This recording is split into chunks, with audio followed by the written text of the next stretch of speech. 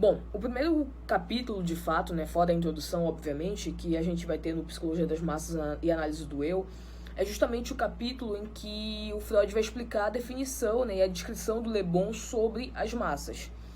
Muito embora a gente já saiba disso, e eu já tenha falado sobre isso para vocês, e eu vou deixar isso para os bônus do curso, né, que haja uma distinção teórica, conceitual, filosófica, inclusive, sobre massas, multidões e grupos.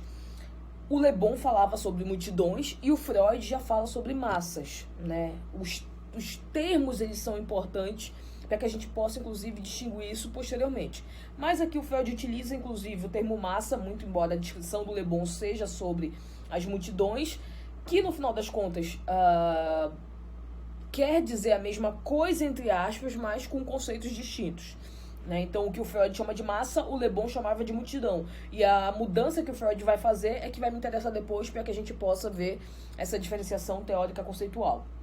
Mas a gente tem alguns pontos aqui nesse capítulo que são interessantes para que a gente possa discutir. Primeiro, como é que o Le Bon vai definir ali para ele, né, as multidões? Basicamente, ele vai dizer que o sujeito, quando ele está inserido nessa multidão, ou seja, para o Freud, quando o sujeito está inserido na massa, ele age de maneira diferente daquilo que ele agiria se ele estivesse sozinho, se ele estivesse sem as amarras, inclusive, dos outros que poderiam protegê-lo, que poderiam cuidar dele. E ele sente também de maneira diferenciada. Então, além de agir, que poderia ser explicado de maneira objetiva, né? É a mesma coisa, eu tô aqui com um grupo de amigos e esses meus amigos são muito fortes, né? Amigos bombados, de academia e tal. E aí a gente vai para um grupo, vai para perto de um grupo ali, esse grupo fica tirando graça com a nossa cara. E eu sou baixinha, né? Eu sou pequena. Só que eu tô com um grupo de amigos muito forte. E aí eu fico já crescendo também pra cima daqueles ali que estão tirando onda com a nossa cara e tal. Por que eu faço isso? Porque eu sei que eles vão me apoiar. Porque eu sei que eles vão cuidar de mim, são meus amigos, né? Só que tomem cuidado, né? Realmente vejam se vocês certifiquem se vocês realmente têm amigos que possam apoiar vocês depois para que vocês não apanhem sozinhos, né? Às vezes tem amigo que é o primeiro a correr e te deixa sozinho ali para apanhar. Mas simbolicamente aqui não é esse o caso. Você se infla porque você tem uma massa com você, você tem um grupo enorme ali com você e que se alguma coisa der errado, aquele grupo tá ali justamente para ele proteger. Eu vou explicar por que também. Né? Não é à toa que ele te protege. Né? É só porque você é muito amiga, então eu vou ter que te proteger aqui, vou ter que dar conta de você. Negativo. O grupo se protege, se coaduna porque ele necessita dessa não ruptura. Ele necessita que você fique de fato ali completamente coeso, porque o grupo coeso, a força é coletiva. Ou seja, se a força é coletiva, todo mundo que está inserido naquele coletivo também tem força. É por isso que ele não tolera que você não fique ali, né? De determinada maneira, não faça exatamente tudo aquilo ali que é necessário para que ele se mantenha coeso. Porque aí, enfim, aí vai demonstrar fragilidade, inclusive, diante de tudo aquilo ali. Então, isso poderia ser explicado objetivamente. Porque a gente se sente mais assim, né? Quando tem pessoas para proteger. Lembra da criancinha lá, quando ela tá bem pequena, e ela sabe que o pai dela tá por trás, né? Então um coleguinha tá ali tirando onda com ela na escola, fazendo graça com ela. E ela fica toda... Se o pai dela estiver por trás dela, ela fica toda inflada, né? Olha, não tira graça comigo não, porque meu pai vai te bater, né? Ou seja, não sou eu que vou te bater porque eu não tenho condições de te bater, né? Mas eu tenho alguém que me protege. A gente simbolicamente também poderia entender isso, né, de maneira categórica e objetiva, que seria esse o funcionamento. Só que o Le Bon, ele coloca um movimento a mais. Ele coloca uma peça no xadrez a mais. Ele diz o seguinte, olha, não é só que elas funcionem de maneira diferente, né, de uma maneira diferente da maneira que elas funcionariam caso elas estivessem sozinhas. É que elas sentem diferente. Aí esse sentir diferente, que diz respeito a algo subjetivo, interno, né, de determinada maneira, algo único que não está simplesmente categorizado na objetividade do externo, isso aí interessa pro Freud, isso interessa pra gente. Como assim você sente diferente? Que sentimento é esse? O que você sente? Que tipo de... por que você se sente mais empossado quando você tá ali dentro de determinado grupo, dentro da massa, dentro da multidão? Então o Le Bon, para definir o que é multidão para ele, né, que ele vai falar dessa distinção entre o modo como você se sente quando está inserido na multidão e quando você está sozinho, ele não responde de maneira objetiva, né, ele vai respondendo basicamente, enfim, retirando ali as opções, ele vai respondendo o que vai sobrando ali, etc. Só que mais, o Freud ele faz uma indagação que o Le Bon não responde. Uma indagação que não foi respondida pelo Le Bon ali no Psicologia das Multidões. Que é a seguinte: tá, mas o que liga alguém e uma massa? Você só está falando de quando o sujeito já está na massa, de quando o sujeito já está inserido ali, naquele cenário. Mas o que liga alguém? Você vai continuar com a mesma resposta de que é por uma questão quantitativa? Ou seja, eu me ligo a determinado grupo porque eu estou vendo que aquele grupo ele é grande e aquele grupo pode me proteger. Isso não tem pé nem cabeça, isso não quer dizer muita coisa. O Le Bon não responde isso. No texto dele, é por isso que o Freud pergunta. Ele faz a indagação justamente para que ele possa dissertar depois sobre esse fenômeno. O Le Bon não responde isso no texto dele, então isso é interessante também. Porque isso mostra uma falha, de alguma maneira, na própria descrição que o Le Bon vai utilizar ali, do que ele estava querendo explicar, do que ele estava querendo dizer sobre a psicologia das multidões. Ele deixa um dado fundamental, um dado de fundamental importância fora daquela discussão.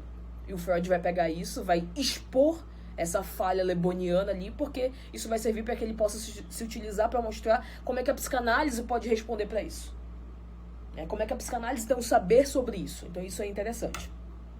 E o Le Bon, né, nessa descrição que ele vai fazendo sobre as multidões, etc., ele vai falando sobre alguns conceitos que são interessantes. O Freud vai endossar alguns, isso também é importante dizer. O Freud não vai só rechaçar tudo que o Le Bon vai dizer, pelo contrário, ele concorda, né, e vai endossando muitas das coisas que o Le Bon já disse de alguma maneira. E uma dessas coisas é que o Le Bon vai falar sobre o contágio na massa, ou, de maneira fidedigna ao Le Bon, né, nas multidões.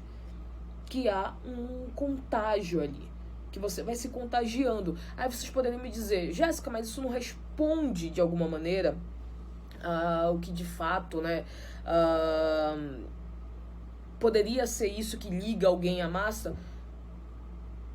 Poderia até ser, mas não foi a resposta que ele deu. Primeiro ponto, né? Segundo ponto, isso é muito pouco. Isso é ínfimo para explicar, de fato, o que leva alguém a se inserir em determinados grupos. Isso é importante, né? E mais do que isso, a permanecer e a ceder aos anseios daquele grupo. Uma coisa é você entrar num grupo porque você queria fazer parte de alguma coisa, tinha ali um ideal, queria proteção, né? Queria, enfim, queria ter contato. Pode racionalizar da maneira como você quiser. Uma coisa é isso. Outra coisa é você, já nesse grupo, começar a perceber que aquele grupo não tem muito a ver com você, com seus ideais, e com aquilo que você acredita, com seus valores, só que você permanece. E você passa por cima, inclusive, daquilo que você acreditava que eram os seus ideais, que eram os seus valores. Por que isso acontece? Vou dar um exemplo para vocês. Eu atendi essa semana uma paciente nova, né? Nova porque chegou há pouco tempo no meu consultório, e ela é uma pessoa muito vinculada a movimentos sociais, né? Movimentos coletivistas, né? Então, movimento dos negros, movimento feminista, movimento sem terra, enfim, vários movimentos sociais. E ela me contou, né, me relatou ali na descrição do que ela estava falando sobre a apresentação, do que a levou até lá e etc., que ela se sentia, por vezes, usurpada no seu direito dentro de alguns desses coletivos, dentro de alguns desses grupos, né? Então, uma das frases que marcou o que ela estava relatando ali para mim foi a seguinte: olha, determinado grupo, né, coletivista, queria que ela denunciasse uma agressão que ela sofreu, uma agressão específica que ela sofreu, e ela não queria denunciar.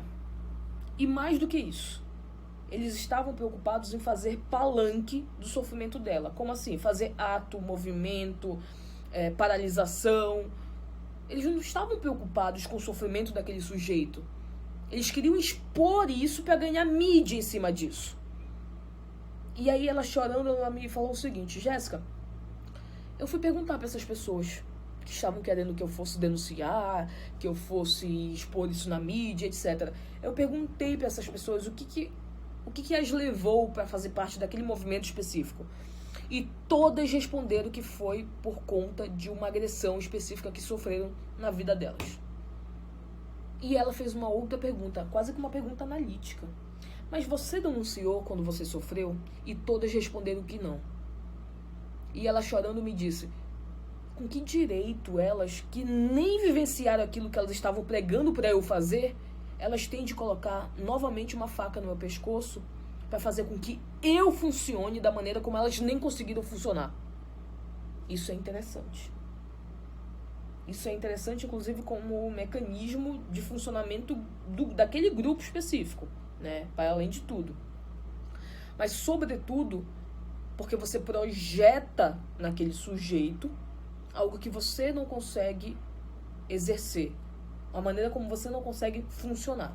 Esse é o primeiro ponto.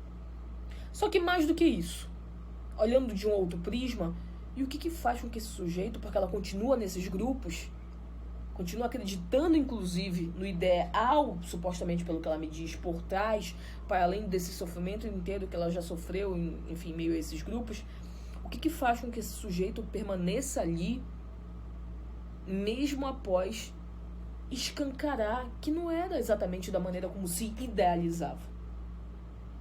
Isso não é respondido pelo Le Bon, sobretudo quando ele fala de contágio, por exemplo. O que é o contágio? É basicamente aquilo que o Freud depois vai discutir sobre a noção de hipnose dentro desses grupos. Porque o contágio é o desaparecimento moral, enfim, é o modo como você vai se sugestionabilizando ali dentro. É o modo como você vai pegando determinados aspectos, funcionamentos do outro e vai incorporando nos seus. E por que há um desaparecimento moral? Porque você tem uma moral que lhe rege até então, só que quando você é inserida nesse grupo, por vezes você apaga isso. Isso desaparece. E você passa a funcionar a partir daquele prisma ético daquele grupo específico. Ou seja, há uma ética diferenciada, há um funcionamento diferenciado. Para o Le Bon, esses pontos eles são fundamentais para que a gente consiga entender o funcionamento das multidões. O Freud, ele vai, de alguma maneira, mostrar que esse estado de fascinação ele se apresenta justamente na hipnose. O que é? Se você for pegar, inclusive, a história da psicanálise, né, que está completamente entrelaçada, inclusive, com a hipnose, vocês sabem, imagino, mas para quem não sabe, eu vou explicar agora aqui rapidamente, que Freud, no início, ele realizava a hipnose, no início, inclusive, da psicanálise. Quando eu digo início da psicanálise, porque foi um momento pré-psicanalítico, né, a psicanálise, ela só pode existir, inclusive, quando Freud abandona a hipnose, né, e a associação livre, de alguma maneira, ela é implementada, que é a ética básica, né, que é a regra fundamental, é a associação livre.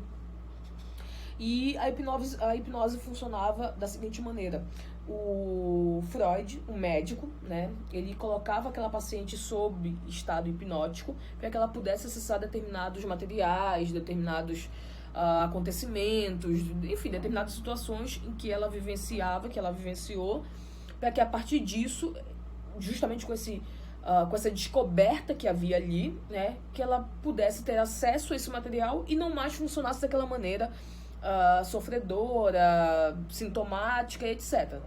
Então, basicamente é isso. O Freud vai dizer que o que acontece, né, o estado de fascinação que acontece do sujeito na massa, ele se aproxima desse estado hipnótico. Muito embora o Le Bon vá falar de contágio, a aproximação conceitual ela é interessante. Porque o que o Le Bon está chamando de contágio, o Freud está chamando de assujeitamento hipnótico, digamos assim. Ou seja, você fazer com que aquele sujeito, a partir de alguns ideais, a partir de alguns prismas, a partir de alguns estados que o afetam, eles possam ficar sujeitados. Ou seja, são dois autores utilizando conceitos distintos, mas que tem ali uma aproximação, e é por isso que o Freud, dessa maneira, ele vai endossar isso de alguma maneira no Le Bon, né? Ele vai dizer o seguinte: isso também aparece aqui. Ou seja, não é apenas isso, mas isso também aparece aqui. E é óbvio, a gente não tem como negar um fato constatado, né? Esses dias mesmos me pediram para falar sobre aquele acontecimento que teve numa escola do Recife, em que houve ali, enfim, o que a mídia chamou, né, de uma ansiedade coletiva, né, por parte dos estudantes, em que, salvo engano, 26 estudantes tiveram uma crise de ansiedade ao mesmo tempo, né? Ou seja, que foi quase que um efeito dominó, né? Um apresentou ali os sintomas e os outros, por consequência, foram apresentando também. Isso é mais velho do que, enfim, do que vocês possam imaginar, né? Isso é amplamente discutido como um fenômeno chamado histeria coletiva. Ou seja, que há uma apropriação de sintomas. Eu vejo isso, eu vejo um sintoma sendo apresentado no sujeito, eu, justamente por questões identificatórias, me aproprio daquele sintoma e também começo a expressá-los. É basicamente isso que é uma histeria coletiva. Ou como a mídia chama agora, né, uma ansiedade coletiva, que, enfim, é um termo esdrúxulo para uma coisa que é uma invenção, no final das contas, né, porque não deixa de ser uma histeria coletiva. Ainda que os sintomas supostamente apresentados sejam sintomas de ansiedade, mas o encadeamento que deu para que se apresentassem foi justamente por uma questão identificatória dentro dessa histeria coletiva toda, tá? O que eu preciso que vocês entendam aqui? Bom, o Le Bon vai falar, basicamente, que há uma diminuição da capacidade intelectual do sujeito na massa. O Freud concorda com isso, né? Por que o Freud concorda com isso? Porque isso se apresenta. O que vocês precisam entender é que o Freud ele vai concordar com muitas coisas que os autores já descreveram anteriormente a ele. Os motivos é que serão diferentes.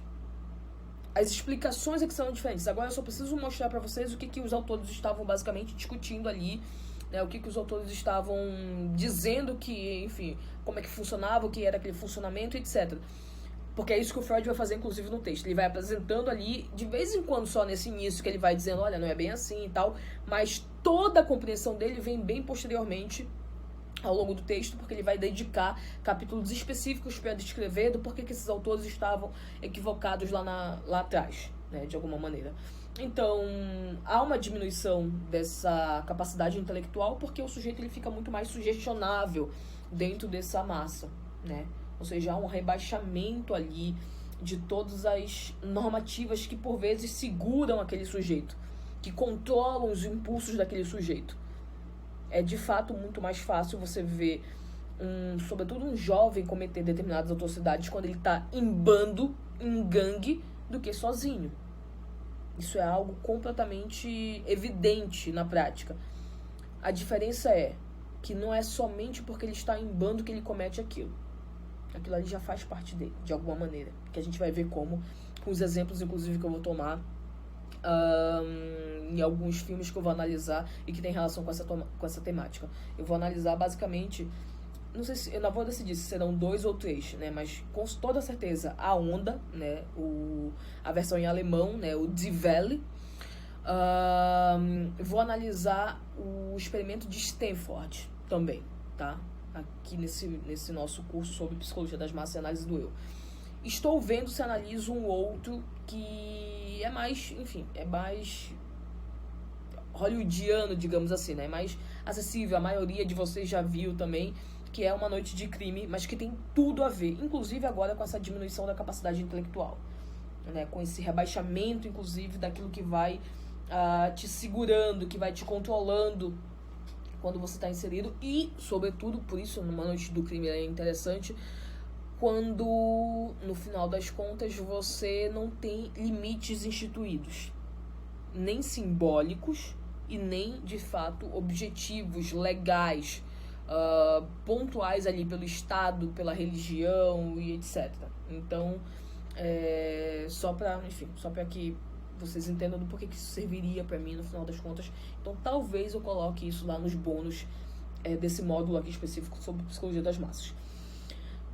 O Le Bon vai dizer uma coisa que é interessante, né? Ele vai dizer, e o Freud vai demonstrar isso também ali ao longo do texto dele, que para um indivíduo, né, para um sujeito na massa, a impossibilidade ela desaparece de algumas maneiras. Então tudo isso que eu tô falando aqui com vocês tem segmento direto com o que o próprio Le Bon também estava discutindo, né? O que é isso, Jess? O que é a impossibilidade de desaparecer quando o indivíduo está na massa? Tudo aquilo que foi proibido, que foi rechaçado enquanto ele estava solo, solitário, agora aparece como uma possibilidade real, porque ele já queria realizar. Ele só não tinha ferramentas, inclusive, para endossar aquela realização. Agora ele tem. Ele tem o acalento da horda como um todo. Ele tem a proteção daquela horda como um todo. A gente vai ver, inclusive, isso é bem interessante, porque a gente vai ver a criação dos vínculos ao longo da história, né? O poder paternal, né? O modo como a gente vai se vinculando, a própria criação de determinada maneira da família. Eu sei que tem várias leituras sobre isso, tá? Tem algumas que me interessam mais aqui do que outras. Eu não me interessa muito leituras mais voltadas para religião e etc. Me interessam mais leituras sociológicas, antropológicas, filosóficas. Então, por exemplo, há uma leitura de que para que a gente consiga sobreviver, inclusive a gente precisa se ligar com figuras pontuais na nossa vida. Isso é básico. Isso é o beabá, inclusive, da psicanálise. A gente é um ser humano completamente desamparado e para que a gente consiga sobreviver, eu vou discutir muito isso com vocês lá no Mal-Estar na Cultura, a gente precisa do outro. Então, a nossa formação, ela depende desse outro. E através disso que a gente percebe que a gente é, enfim, completamente, né? Assim, como é que eu poderia descrever isso pra vocês? A gente é completamente dependente desse outro. A gente vai vinculando novas figuras também na nossa vida, porque essas figuras servem como base ali daquela proteção. Então, por que a gente tem vínculos familiares? E por que depois, inclusive, isso é utilizado com determinados preceitos, aí sim, né, mas cristãos, religiosos, do tipo, olha, você tem que honrar pai e mãe, né, irmão, o vínculo sanguíneo, ele é muito importante, ele é muito forte. Por que isso tudo acontece? Porque no final das contas é para dar conta dessa proteção primária. Eu tenho um grupo aqui, né, primordial, um grupo primário, minha família aqui, nuclear básica, né, papai, mamãe, irmão e eu. É um grupo aqui de 4 pessoas, basicão. Esse grupo, ele se torna mais forte quando ele está em grupo. Se eu estou sozinha, eu fico mais enfraquecida. Significa dizer que eu fico mais vulnerável aos demais grupos. Então é por isso que a gente precisa se estabelecer com uma força surreal. É claro que depois, né, com leituras mais cristãs, né, com leituras mais religiosas, há uma apropriação disso como se isso fosse o natural. Não, a gente é mais próximo, a gente tem esse vínculo porque é um vínculo sanguíneo, porque é um vínculo celestial, né, um vínculo que nos une, é a família. Se a gente for olhar por esse ponto de vista aqui, mais antropológico, né, filosófico, sociológico, é interessante, inclusive, para justificar do porquê que a gente precisa se ligar simbolicamente a esses sujeitos como se eles fossem sujeitos super importantes. Porque eles também nos protegem de alguma maneira. Se eles não forem sujeitos importantes, eu sempre estou vulnerável, porque eu nunca tenho vínculos consolidados, sólidos de alguma maneira. Sou eu comigo mesmo no mundo ali solta. A gente vai se bandeando de alguma maneira, criando bandos, criando núcleos, estruturando núcleos de vínculo como uma forma de proteção do eu. Essa é uma leitura psicanalítica e é uma leitura que me interessa também, né? Porque é uma leitura que faz sentido. Faz sentido. Por que eu amo enlouquecidamente a minha mãe? Porque eu precisei dela muito. E hoje, justamente porque isso já está estruturado, isso já está completamente simbolizado, eu simplesmente entendo que é por uma questão filial, de amor incondicional, Mas se eu for parar pra pensar, de fato, será que eu amaria incondicionalmente essa mãe se ela não tivesse investido em mim? Pela religião você deveria, no final das contas. Porque você tem que honrar pai e mãe. Então não importa se eles não foram bons pais. Você tem que honrá-los, você tem que perdoar. Aí vai entrando todos os outros mecanismos que eu não vou falar agora, porque isso vai ficar pro futuro de uma ilusão. Mas que é muito interessante de fato. Por que a gente tem que dar outra face? O outro tá cagando com a nossa vida. O outro tá aniquilando a gente, tá? Assim, deixando a gente pra baixo, enfim, acabando com a gente. Mas eu preciso entender que eu preciso perdoar, porque isso me faz mal. Será que não me faz mal também eu ficar subserviente a esse outro?